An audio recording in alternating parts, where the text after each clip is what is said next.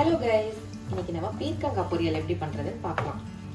முட்டை போட்ட பீர்க்கங்காய் பொரியல். இது நல்லா இருக்குமா? இது ரொம்ப நல்லா இருக்கும். இது எங்கள் அம்மா எனக்கு செஞ்சு கொடுப்பாங்க. சரியா?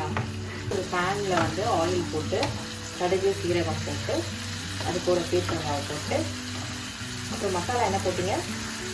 ஒரு 1/2 ஸ்பூன் மிளகாய் தூளும் 1/2 ஸ்பூன் மஞ்சள் தூளும் போட்டு நல்லா வேக வைக்கணுங்க. ஃபஸ்ட்டு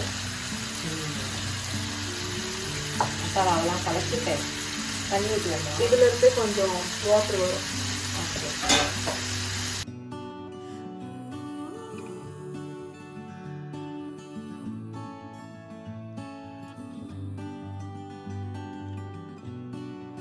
கொஞ்சோண்டு வாட்டர் ஊற்றி இதை வேக வச்சுக்கணும்.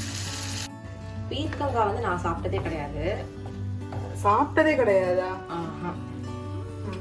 அது வந்து துவையல் எப்பயோ சாப்பிட்ட மாதிரி ஒரு ஞாபகம், பட் டேஸ்ட்லாம் ஞாபகம் இல்லை.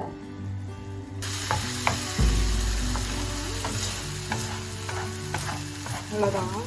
இப்போ இதை ஓரமாக வச்சுட்டு எக்கை நம்ம போட்டுடலாம்.